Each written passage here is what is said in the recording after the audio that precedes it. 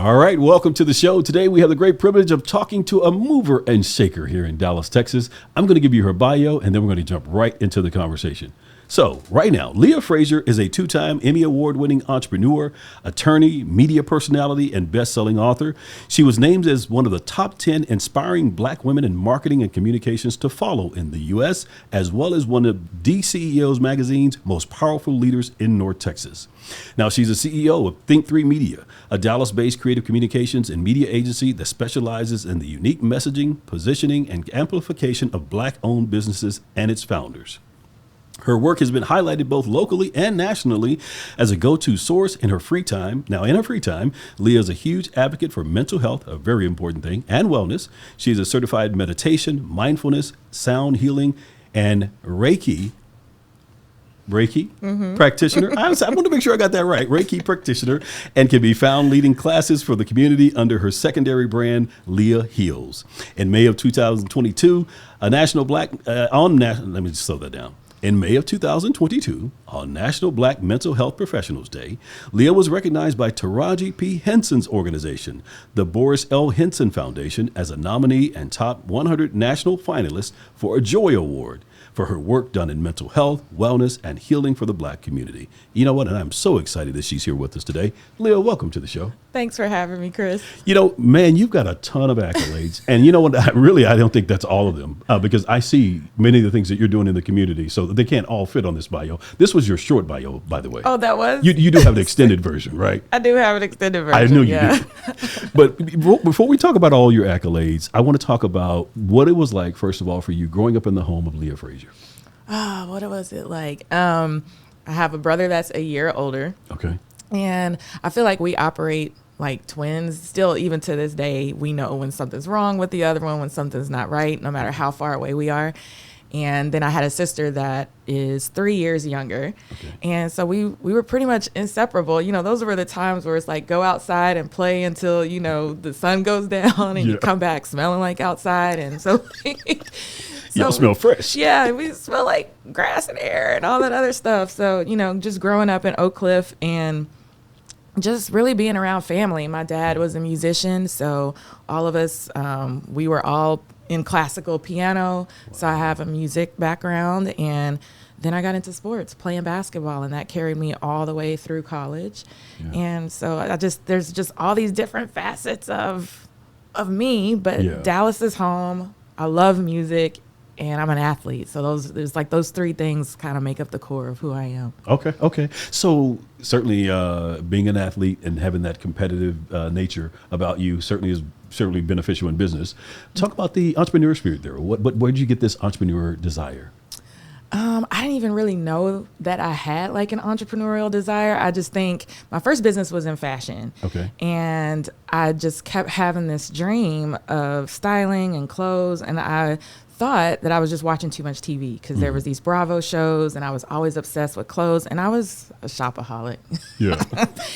And my first job was as an attorney and I just had all this discretionary income. So I was shopping all the time and I could finally buy the things that I wanted. And I started having these dreams and I'm like, why am I dreaming about clothes? Like, this is really, really bad. Yeah.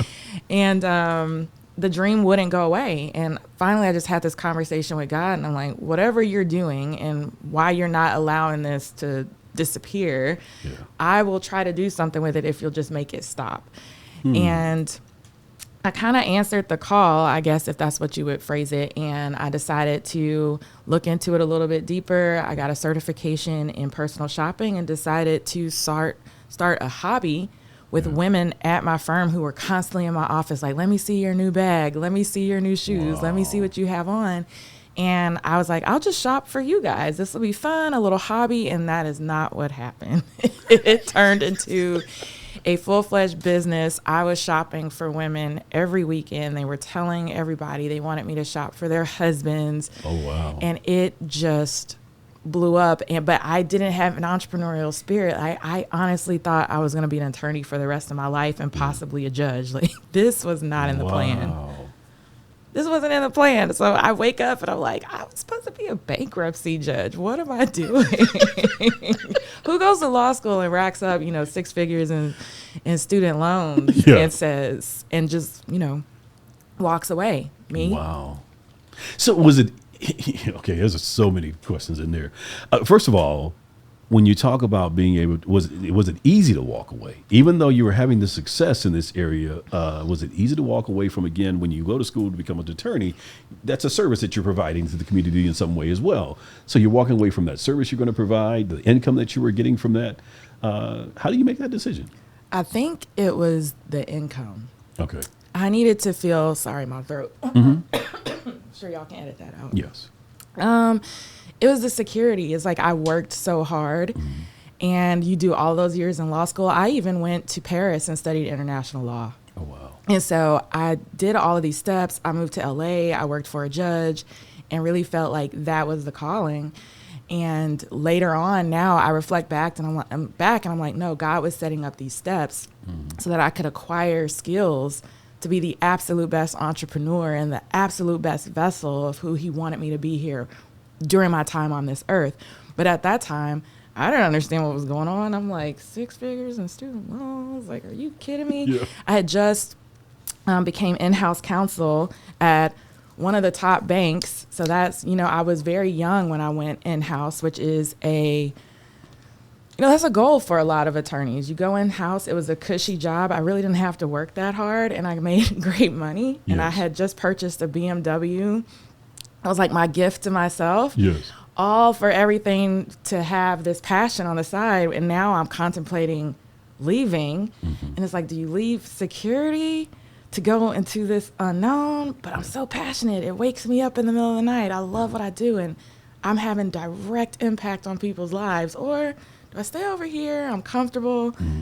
The job doesn't challenge me. I mean, even my boss at the time at the bank was like, I know you want to go into such and such department, but it's not going to challenge you, so I'm not giving you that job. I'm going to give it to another attorney where that fits them, but you are a person that likes to think critically, and this is too easy for you. And I'm like, let me have my cushy gig, I don't need you to think for me in this case. Yeah, I want the cushy gig. I want to go to work and not work, And so it was leaving that type of security. When you think, in my mind, societal expectations told me I had made it. I was successful. You're driving the great car. You have the type of money in the bank that you're supposed to have in the bank. I'm working for the bank. Yeah. So they were literally giving me my first house, which I walked away from and took that money to invest in a business coach to make my entrepreneurial venture successful. So I walked away from a lot. Yeah, Chris. But you said something key though. I like what I just heard there. You walked away, but you invested in a business coach. So you didn't just walk out there blindly. You knew there was some things you needed, and you invested in a coach. Talk about the importance of that. Oh my goodness. The funny thing is that there was somebody here locally that was sending me her flyer. Marshawn Evans Daniels, and she was coming to town to tell you how to speak for pay, and her friend kept sending me the flyer, and I just kept deleting it. Like, I don't want to go to this. I speak for pay. I don't want to do this. I went to law school. I know how to speak. Yeah, I know how to speak. What are you talking about? And I kept deleting it, and finally he sent it again, and I replied back, I will go if you will stop sending this to me. Yeah. And it was like $45 for 4 hours, and I was completely blown away. And at that time, I was doing the song and dance of practicing law by day and doing my hustle at night, and I was exhausted, and everything she was saying was like the key. And as soon as, how coaches do, they bring you in for that $45, but there's that upsell at the end once they got you, and you're like, yes, this is me. I want whatever you're buying. And it's like, well, I'm doing this conference in Atlanta that will teach you even more step by step on how to make millions as a speaker. $600. I put my money down that night. Yeah. Then you get to the conference and they upsell you even more into the premium coaching package of $25,000. Just sign over your BMW. And that's exactly what I did. I followed that woman everywhere. I got to Atlanta. She upsold us one more time into her premium coaching. And at that point, I was exhausted. Like, I need to figure this out. How do I replace my income? I have to leave. And when she upsold us, because I thought the conference was it. I was like, okay, you're going to tell us everything. And when she upsold us that last time, I went to my hotel room And I cried with that contract stuck to my face because it was $25,000, I believe. And I had to use the majority of my money that I saved up for the down payment on my house to pay her. And I didn't even go back to the conference. I just stayed in my room and cried. And I said, God, what am I supposed to do? And I remember God saying, you know what to do. Like, why are you even crying? You know exactly what you're supposed to do. Suck it up and go pay that woman her money. So the next day I did it, and I got back to Dallas and I transferred the money. I cried again in my car, and she taught us within 30 days how to make every single penny back. And it was the best investment I ever made. And so people need to really take that seriously. Investing in your business, coach. Investing in your business is investing in you. Right. Why would I spend 6 years trying to figure out what this woman can tell me in like 30 days? Yeah. Why? So it was very well worth it. You know what? And it can be scary, though, when you talk about making that level of an investment at a time when, again, you just walked away from your job, things of that nature. So when folks are aspiring to go into business, there are some requirements. There are some things they're going to have to do. And many times they're afraid, but you just help to kind of walk through that process that, you were afraid as well. But when you got over your fear and looked more toward your future, you made the investment, and look at where you are today. And it was very clear that I was working with somebody. I remember people coming in my DMs and saying, or the guy that originally had sent me her flyer, I never told him that I was going to Atlanta. I never told him that I had hired her. He just messaged me one day and said, "You're working with Marshawn, aren't you?" Yeah. And I said, "I am." And he says, "I can tell." Yeah. And then he came back 6 months later and he was like, "You just blew up." And I'm like, dude, I'm just following everything she's telling me to do. I'm not guessing it. I'm not trying to figure it out myself. Wow. I am following the plan. And she told me on our first call, if you follow this plan, it's a 7-figure plan. Now I'm still waiting on the 7 figures. Yeah. But it's a surefire plan. I think you're well on your way, though. I think you're well on your way. I receive it. With all the accolades and the accomplishments that you have, and not just yourself and what you've been able to do, but what you've been able to help others do. Mm-hmm. When you talk about your business, I mean, your business is one in which you serve other people and help them to shine and help them to get into that 7-figure spot. So how did you land that to know that, okay, coming from being an attorney to being the successful shopper, professional shopper, to now having Think 3? I mean, how did that come about? When I had my fashion business, again, all of this was God. He was just speaking to me, and I was just trusting him. And intuitively, he was like, "You need to start a blog." And I'm like, "A blog?" And it was before blogs were even blogs. There were no influencers. And he was telling me that I needed to write about fashion, that I needed to post on, I think the only thing we had that time was Facebook, post on Facebook about the things that you were doing. So that was kind of me being an influencer or whatever. And before you know it, kind of that formula helped me to market and brand myself. And then I was at Fashion Week, and then I'm working with retailers to style my clients in their clothes. And I'm just building this fashion network. And somewhere along the way, I realized that the smaller businesses, specifically the Black-owned businesses here in Dallas that I would take my clients to for shopping, they just weren't marketing themselves. And I was like, I know how to do this because I'm a fashion blogger. And that's not how your social media is supposed to look. And those pictures are terrible. They don't even really show. That wouldn't be a garment that I would want. And the first client I worked with was Indigo 1745 down in Bishop Arts with Keith and Denise Manoy. And 30 days, they were like, everybody's asking us who's doing our social media. Wow. And they were like, how much do you charge? I don't know. They want to know how much you charge. I don't know. I don't even have a business name at this point. And they just sent me people. And I had like 6 businesses I was working for doing social media marketing, helping them without a business file. And I'm an attorney, so it was really bothering me. And after a while, it just blossomed. And that's how Think 3 Media was born, with those businesses that trusted me. We started out with social media. Being a fashion journalist and a blogger, I knew all the editors, the other bloggers, the TV producers, because I was doing style segments. So I had this list. And at the time, I didn't know it was PR. Wow. I was just like, I can loop you in with D Magazine. That's easy. How is it you've been in Bishop Arts 10 years and you've never been in D Mag, you know? That's just one phone call away. And I realized how valuable all of that was together. And I built a business out of every single last one of those facets. And here we are today. Very successful business. Yes. Yeah, very successful business. Talk about how, when you talk about that type of business, all the many things that you have to juggle, in addition to, again, this is very new for you. So you're still trying to get your legs underneath you, but you're still having to plug into all these people that are coming at you. For those who are aspiring to go into business, how do you balance all of that in the beginning to find who you are in the midst of being this now business owner? That's really tough. I think for me, I had to surround myself with a network of other individuals who, I had several networks. I had one where we're all in this together. We can piggyback ideas off of each other. Sometimes there's people in business that can see things that you can't see because you're attached to your baby.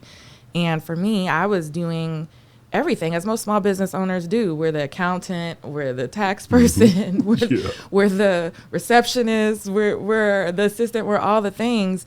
And just to have people come in my life and say, why are you doing this? You can go hire a virtual assistant and here's the platform I hire, or here's systems you can put in place. So that being resourceful and surrounding yourself with people who are on the same path and journey is very important. Yeah. Especially for me, I didn't come from a family of entrepreneurs. I'm the first. Yeah. And so my family was scared for me. Yeah. Like they would tell me, like, I ended up losing everything 2 years later after I took my leap. Yeah. And I remember my mom, my sister, and my brother being terrified that like my sister's not going to make it. Yeah.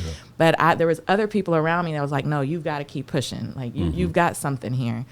The second network I had was my business coach, somebody well above me, where I wanted to be, to aspire to be, that could keep pushing me.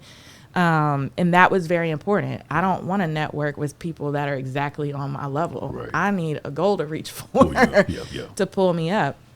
And so that was very important for me in business, because otherwise, if I didn't have that, I probably would have quit. And the majority of people who aren't visionaries and who aren't necessarily tapped in kept projecting on me, you can always go back. You can always fall back on law. You can always go back. And I'm like, no. This has to work. I'm not going back to law. Right.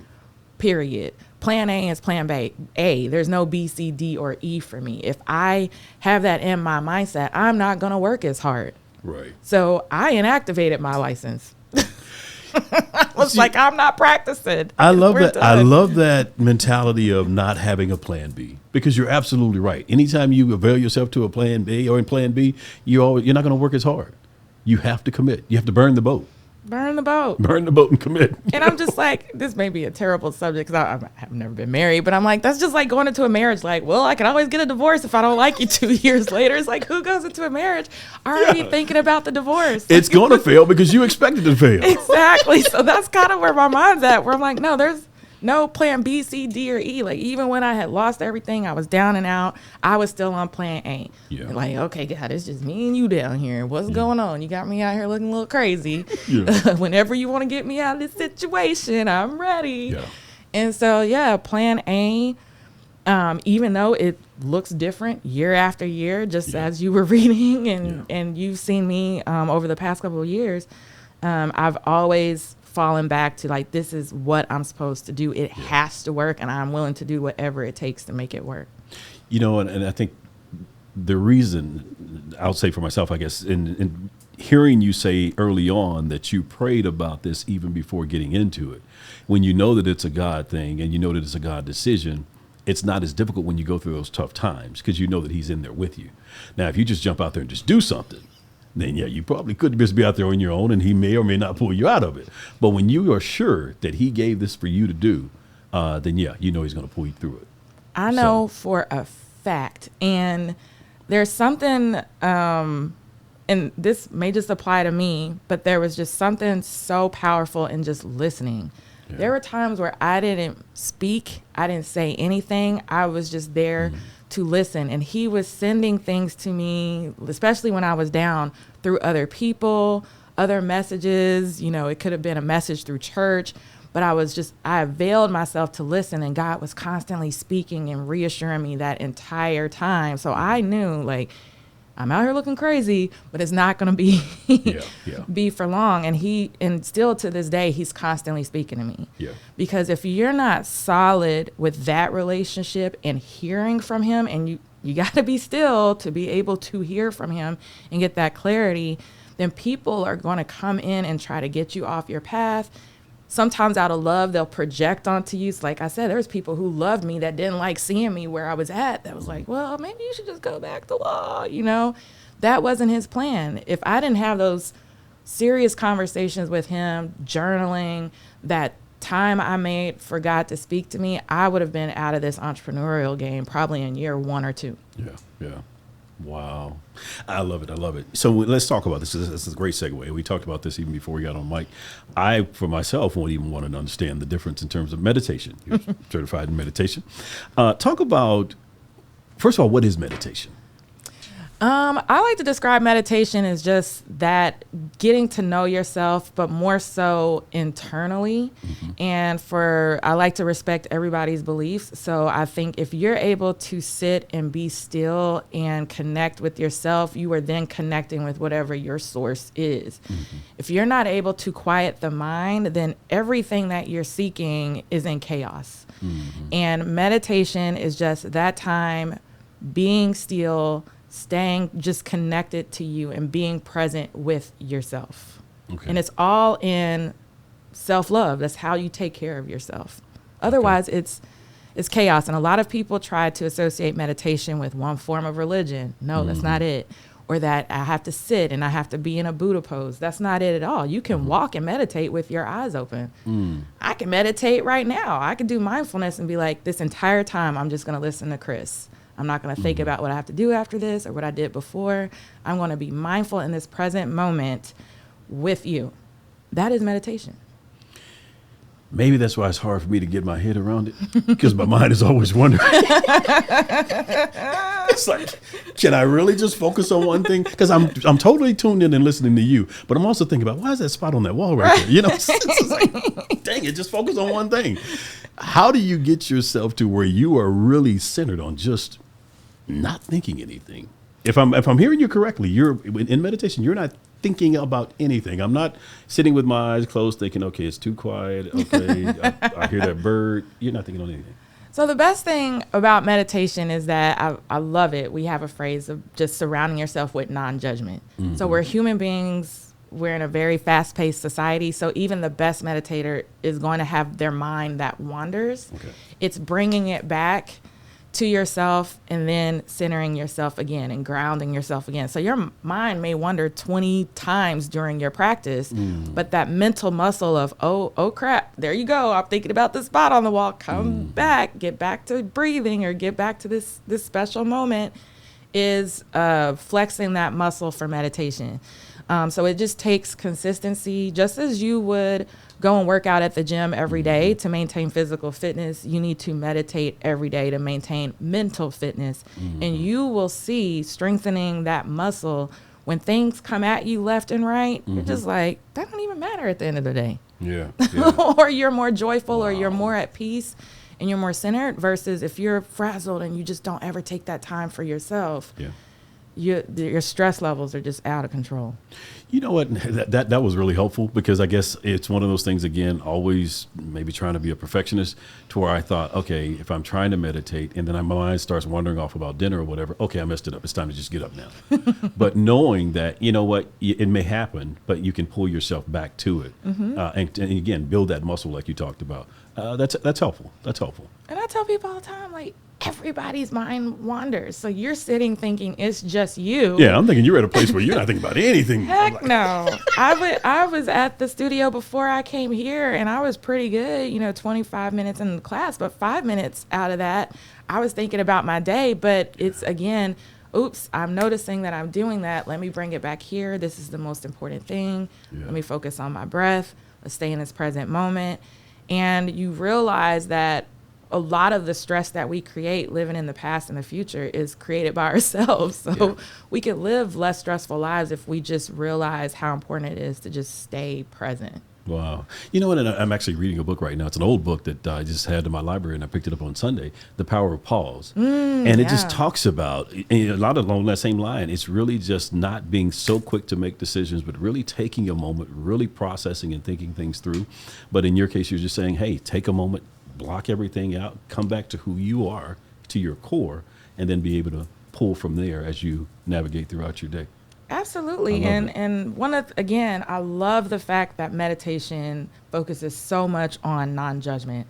Mm-hmm. I am not going to judge myself for my mind doing exactly what it's supposed to do, which is wander. I'm not going to judge myself if I come into the practice and I'm stressed out or I'm tired or I feel like I can't do it. It's whatever you can do and just being gracious for that time. And so I love like all of those different pillars. So why do you think it is in our community? Why is it so difficult for us to get our head around? I mean, here I am. I feel like I'm a knowledgeable guy, but I've never taken the time to really try to understand meditation. I just always assumed that, and I'm not the most spiritual guy either, but, I'm a man of faith. So I do believe I'll just go and pray.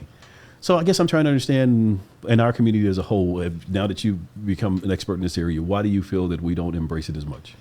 One of the top objections that I get is that there's a stigma attached to it that it is completely religious based. So if I do this, I am not a Christian anymore. If I do this, you're going to try to make me Hindu or Buddhist. And that's not it at all. There's Western ways to meditate that we've adopted here in the US. There's the Eastern traditions of meditation, but Jesus meditated. He had to get away and quiet his mind and go off on the mountain. And so every religion has some sort of meditation aspect, but it's not religious based. It's more on you having a relationship with yourself. It's self-love to the highest degree. So I think in our community, if it's not like, oh, I was taught this in church, then it's bad. And it's like, no.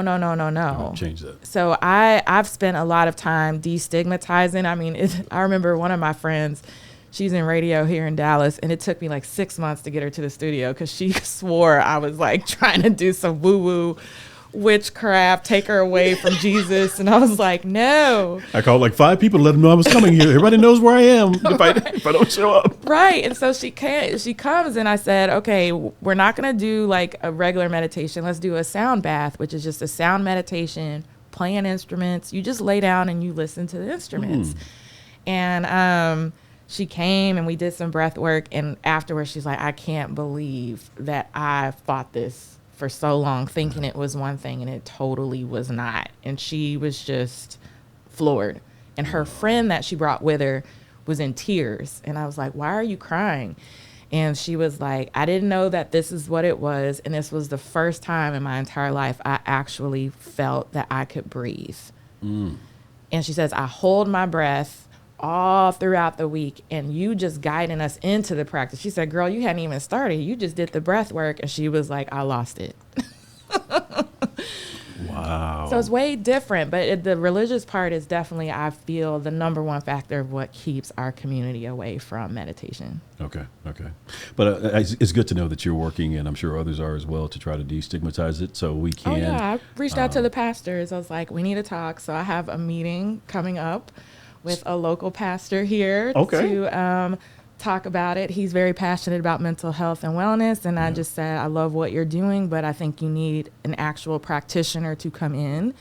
That you can funnel your congregation to, that you trust, to teach them breath work and how to heal themselves holistically and stress relief, things they could do at work, and to destigmatize meditation, because I can't reach as many people in our community as I want if our pastors don't step in and say, this is not bad. This is not witchcraft.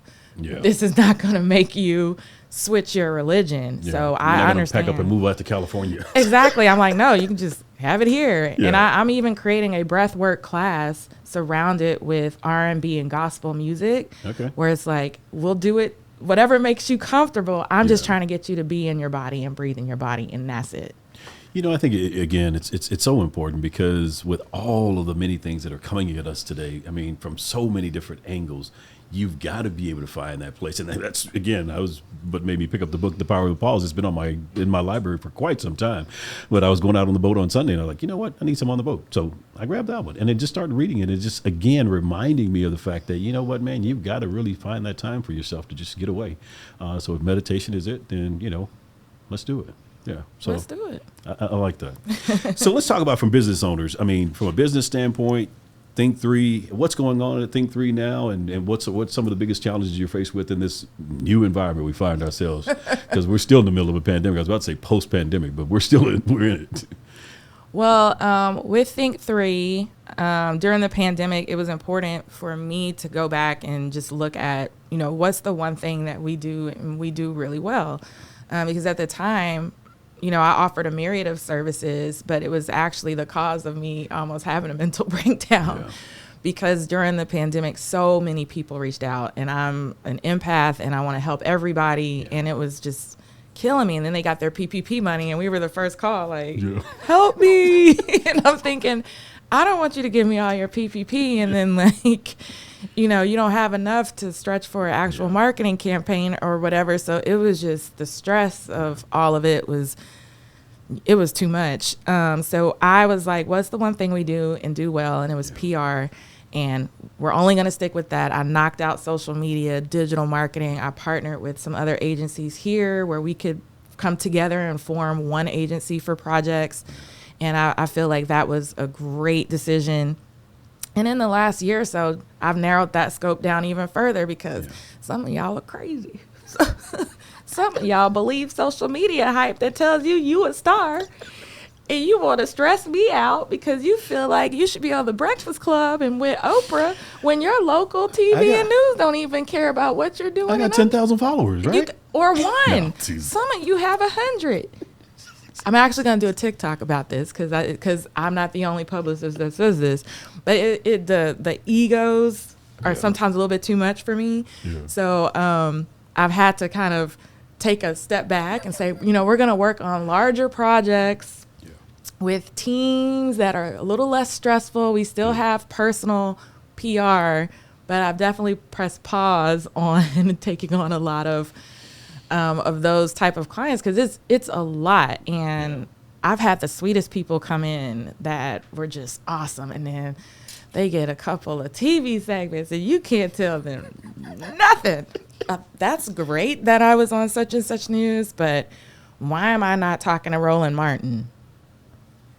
You just got your first TV segment like 2 seconds ago. Would you even be ready for the conversation? Exactly. Should we get you there? Do you want Roland is real? Yeah, so is that really what you want? Exactly. So you took it to one, so you've scaled it back even more now. Mm-hmm. So what's the one thing you're doing now? It's still just communications and PR, but more just larger projects. So we're working on one with the city of Dallas.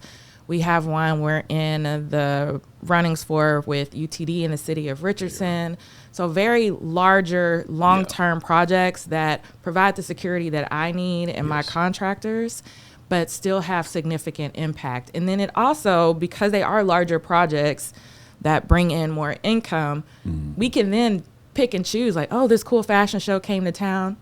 We can afford to take that on, or this is an amazing author who's not gonna go crazy on us. Like, we could take that one on. I could pick and choose. Whereas before, I didn't feel like I had choices because it's like I got to keep a roof over my head, so I got to take a little bit of crazy with a little bit of sane and like a little bit of ego and just like try to build a protection barrier around myself. Sometimes it didn't work.